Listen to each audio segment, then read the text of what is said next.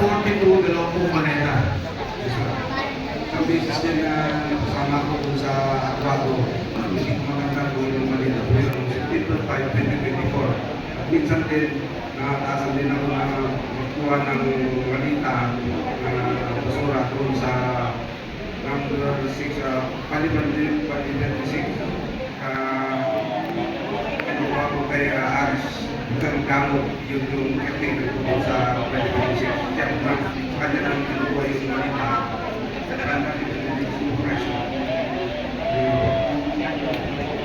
Dito sa mga lahat kayo, puro ng bibiniban na kapag biniban. Hindi ba kayo binibigyan ng balato? Wala kayong experience na bibigyan ng buhay nyo? Kailangan mo ng konti. Kailangan mo ng konti. Oh, marinig. Ang bibigat ng boto, hindi man lang ang lalaki, di ba? Wala nga sir, hindi ko naranasan kahit pakainin sa Wala. Ikaw, sir. Sir, experience ko kasama ko kasi ako, tapos may John Paul kami kasama kami sir. Doon kami nag-isip banda sa may Ayala, may bakat ng banda sir, may Gasoline Station. Ayala. Ako sir. Kaya Ayala, dito sa... No? Dito sir. Makati. Makati. Ngayon, nakita ni ako na may kukuhayan na binigyan. So, binigyan ko niya kahit may ibang pagkakain na yun. So, binigyan kami sir na isang libo. Sino to? Ang binigay, kapal. Sino? Si John Paul Estrada. Si John Paul. Pero, maraming pera na ni-receive. Sorry. Binigyan siya ng sobra. Binigyan namin ng isang libo. Tingisa rin mo. Large ikaw. Sir, yung cookies chicken lang, the Jollibee. Tapos, sa BGC, sir, tapos pauwi na kami. Uwi na kayo. Sino nagkami ko kayo binigyan? Yung marami sir, kay former speaker. Former speaker. Kasi may nagkwento sa akin sa inyo kay Manny eh. May nagkwento sa akin, gawa mo ng gawa. Meron sir ako sir. Ano yun? Kay dating DPWH Secretary Joseph Pino Bungan sir. 3,000 sir. 3,000. Yes sir. Sino ang binigyan? Ikaw lang. Bali, tatlo kami sir. Si Martik Sai, si Martin Lasaga, at saka ako sir. Ilang malita delivered niyo? Walang malita sir. Tapos binigyan kami 3,000 sir pang for the boys. Yeah. Yes. Magandang hapon po sa inyo. Ako si Nati Pidea Ingel. Ikaw na napo namin. Napakaganda ng mga inalahan ninyo. Talagang nakakapagmulan ng mata. Ang karamihan ngayon sa mga Pilipino ay nakatutok at dito sa ginagawa ninyong paglalahan. Sa mga ipinakita ninyo, doon sa mga instrumento ninyo, mayroon akong tanong. Sino dito yung may kaugnayan sa delivery ng mali-mali ng pera sa Diamond Hotel? Kung meron, magtaas ng kamay. Kung wala naman, susunod na tanong. Sino rito ang may kaugnayan sa pagdadala ng mga maletang may lamang pera kay Bongbong Marcos? Pakitaas ang kamay. Oh! Pakitayo lang po yung magtaas ng kamay. Pakitayo lang po. Okay. Yung nandito sa kanan, ano ang kaugnayan ko doon sa pag-deliver ng pera na nasa maleta kay Bongbong Marcos? Ano po kasi nung time na yun sir, May 2022. Kami po yung nagdala ng 5 maleta na large from Horizon Homes.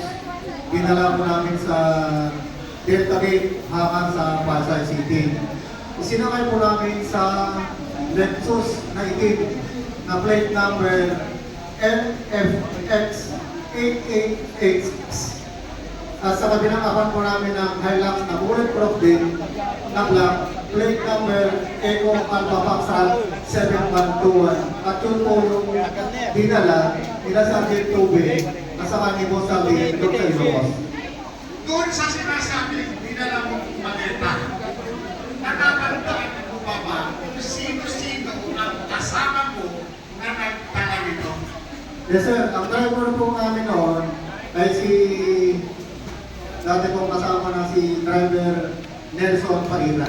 Kasama yung papa ko, si Ronnie Sibilla po. Hindi ko matanggal kung sino doon nakaabot sa baka. At itong mga kasama mo, mga ano ito, tauhan dito. Kasama ko po, ang plano po ni Boss Saldi po. At itong mga ginagawa ninyo pagka nagtala ng maleta na nagtala ng pera, sino ang nag-utos sa inyo?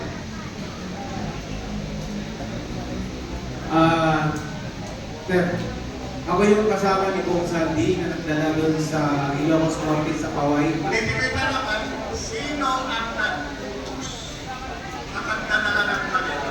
Si Kong Sandy, sir. Kanino ibibigay ang maleta?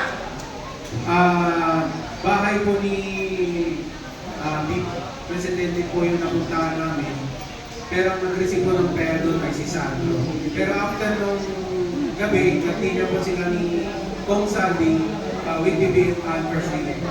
Nakamit nyo kanina from Horizon, dinala nyo sa hanggang, tama? Yes po, tama sir. Ilang maleta ang dala ninyo? 5 sir, 5. Kung nakakandaan ninyo, yung 5 maleta, ano-ano yung mga sizes dito? Isang sizes lang yun sir, estimated na naman is 50 million patakas. 50 million. Yes sir. Okay. 60 million, laki ah. Yung na ito, dinala nyo sa hanggang, iniwan nyo sa hanggang. No sir, nag-flight pa kami ni Kong Sandy with air taxi via weight. Lapag po kami sa Lawag Airport. Isa na kayo nyo sa aeroplano. Yes sir. Ibig sabihin, merong bidding ito, airway bidding, tama ba? Yes sir. Nasa inyo yung bigyan ng airway bidding. Ano po niyan sir, is si Martin Romualdez po. Ang plane namin sir. Private plane. Pakiulit nga, saan nyo dinala? Sa Lawag City sir, Lawag. nag-flight kami sir sa Lawag. Din dinala namin sa Paway sir. At kaming sa Lawag Airport, paano kayo nag-transport? By boat? By land? By land po sir, bali may sumundo na po sa amin doon ng mga uniform personnel sir. Uniform personnel, aside, Aside po ni President Marcos. ano ito, mga PSPG, provincial, Na sir, kasi may nakita ko may SWAT na sir, nag-escort sa amin. yung mismong tumanggap, yung mismong kasama nyo na sumalubong sa inyo, ano ito, ano unit? Kung alam nyo, ha? May SWAT sir at saka local 20 siguro, I think PSPG sir. Okay, so pagdating ito, magmula doon sa airport, dumiretso kayo sa dumiretso. Sa bahay ni, sir, Bongbong Marcos. Sa bahay ni Bongbong Marcos. Yes sir. Papaano nyo nalamang bahay ni Bongbong Marcos? Binanggit po na sa akin ni Kong Sandy, pupunta kami sa bahay niya sir. Sinabi ng boss ko, Yes sir. kasi Pumunta namin po yung bahay ni President Bongbong Marcos. yung boss ko na si Sandy ko. Yes sir. Okay, pagdating doon sa bahay, sino ang sumalubong? At Ang sino sumalubong. ang tumanggap yung dalaling yung maleta? Ang sumalubog sa amin sir ay si Kong Sandro. Siya po yung nag-receive. Actually may picture kami niya sir. Oh! Sino itong Sandro na ito na sumalubong na tumanggap ng maleta na naglalaman ng pera? Sino itong Sandro na ito? Congressman Sandro Marcos po, anak po ni President Bongbong Marcos. Pagkaano ka Aro? nakakasiguro na itong tumanggap ng maletang dala-dala ninyo kung labay nila na itong si Congressman Sandro Marcos? Sir, may picture po kami ni Kong Sandro po sa Oh! Woohoo! Nasaan? Diba, kung sa sinasabing delivery, nakilang ulit kayong nagdala ng pera. Isang beses na po kami nagdala ng pera sa bahay niya. Sa bahay dyan, sa ilo. Ilocos. Yes, po, sir. Maliban dun sa Ilocos, saan pa? Kung meron ba? Yun lang po sir, sa iba yung pagkasama po siguro yung Maliban sa iyo, sino-sino pa ang nagkaroon ng pagkakataon na mautusan ni Congressman Saltico na magdala ng maletang naglalaman ng pera dito kay Bongbong Marcos? Pakitaas ang kamay.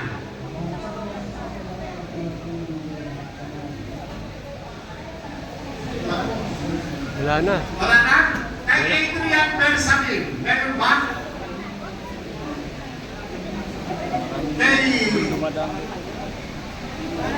Kay Lisa Marcos, meron ba?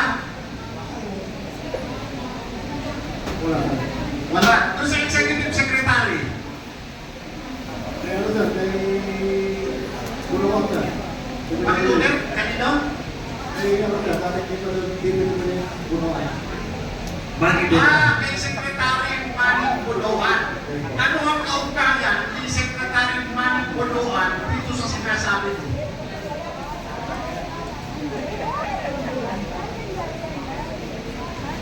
Siya sir yung mag-deliver. Basta siya lang po yung mag-deliver. Nakasira yung Nasa siya. Sorry, no? Maliban ko kay Manning Buluan, mayroon bang senador, ha? Na nagkaroon kayo ng pagkakataon na mautusan na magdala ng maleta? Mayroon ba? Taas ang kamay. Sir, sa kay Senator Tito Soto, hindi na sila pang gano'n. Meron? Senador Tito Soto, andyan yung slide nung mamaya pakita. Kay Senator Tito Soto. Ay, kanina. Ayun. Search may itong kay Senator Tito Soto, hindi ikaw yung nag-deliver ka, di ba? Tama?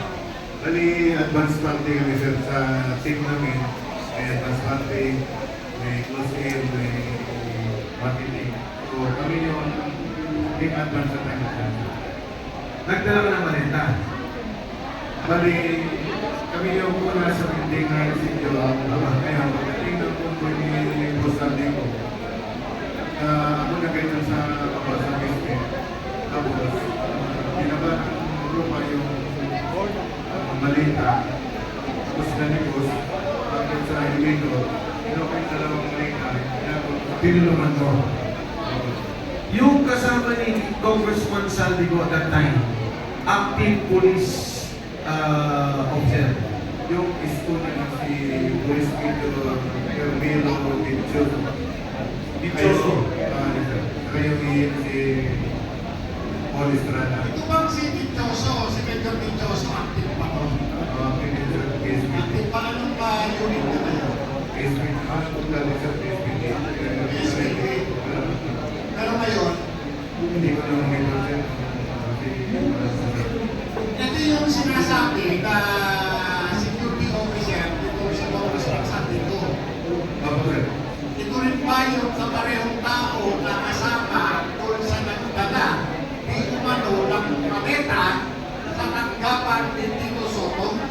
Opo, sir. Kasi kasama siya doon sa convoy. Siya yung close endo ni Boss. Siya yung isko. Saka kasama siya sa elevator truck.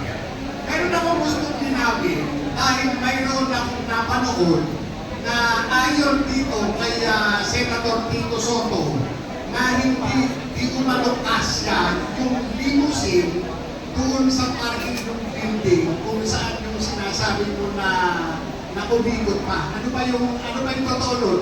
Yung dumiretso sa labas? Nakubigot? Kung sa Sir, kasi yung sa site noon, sa video, yung entrance ko ng labi. Tapos sa sunod, yun yung papuntang basement. May video ako niyan, sinip ko dun sa driver, sabi ko kasi ako ito. Kasi yung service niya tigal, ginseng, yung bulletproof na ginseng. ibig sabihin, so ito no, dahil napanood ko yung video, yung nagpapaliwanag si Senator Soto at sinabi nga niya, wala siyang mark na executive sinasabi niya, yung kanyang naging executive assistant ay matagal ng patay. Ngayon, inulit ko yung testimonya ko at doon ko nakita na itong sinasabi kong Mark Tigsay. Mark Tigsay. Tama ba? Tama. Ngayon, balik ulit tayo kung sa sinasabi kong maleta. Ilang maleta yung dinala kung sa sinasabi ninyong building, building di umano ni Tito Soto. 5, sir, 5. Diba? Ano ito, magkakapareho ng laki? Opo, large. Malaki po. Lima? So kung ito Marami class, rin yun, 5. naman ito ng 70 million, tama ba? Opo, sir, sa estimated na laman niya. Kung ito ay 5, meron 350 million. 50 to 70, pero yung laman, 40 ng set estimate. Meron ba sa inyong nasabi itong amo ninyo kung para saan yung dala-dala ninyong pera? Dahil na sinasabi nito si Tito Soto na wala siyang pwesto nung mga panahon na yun. Civilian siya. Yung time na yun, sir, may picture ako, April 24, 2025. Ma? Nakita niyo sa slide na yan, sir. Okay? Yan si Robin Padilla, yung advance team ko.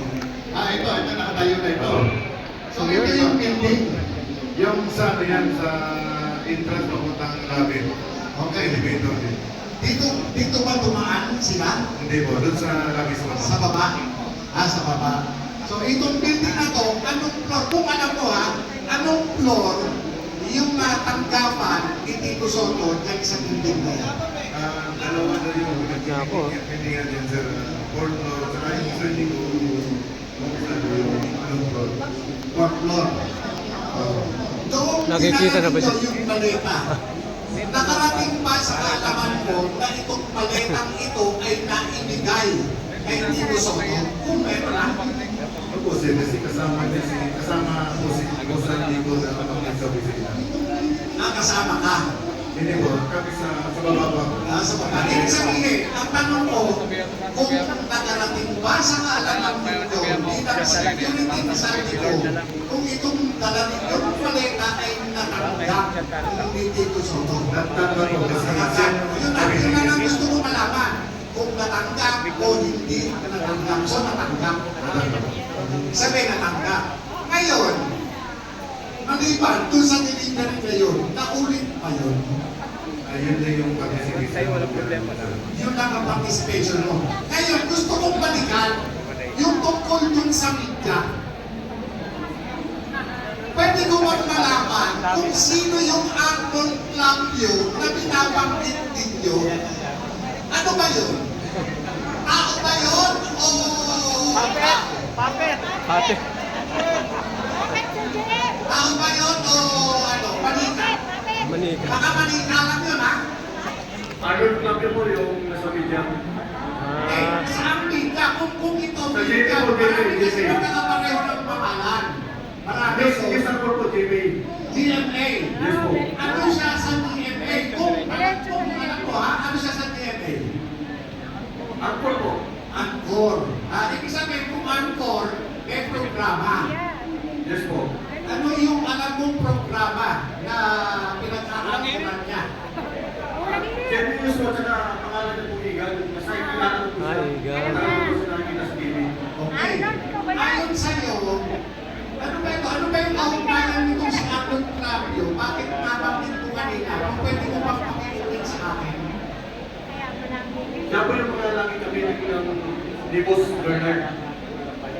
Ano naman ang kaugnayan nung pinag-uusapan natin ngayon? Kung lagi ng isang kapiting, ano meron? Yun po yung mga meeting nila na yan, ay mga siguro may mga kung si Boss Biggs isa na Nico, may mga mahapon sila ng mga balita. Pero po, tapos monthly po yung panyan, may monthly po yung paper bag yan. Yung malit lang. Ibig sabihin, may bond na pera, tama ba? Yes po. May bond na pera, gaano karaming pera? Malit lang po paper bag. Paper bag.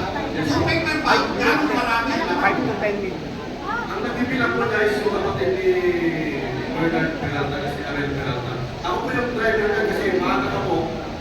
Mga maaga po yung binigyan palagi. Mga 7 o 6. Ayun. Maraming salamat. Thank you po. Balikan ko lang po yung ICC. Kasi napakahalaga ng ICC dun sa hindi lang dahil sa problema ng korupsyon, pero yung problema ng ating soberenya, di ba? Doon nagkaroon ng pagkuha kay Pangulong Duterte, binanggit nyo nga 2023. Sandali po. Ang gusto Hindi ko kasi malaman napakuto dahil mga narinig ko kababayan. sa isang kwento ni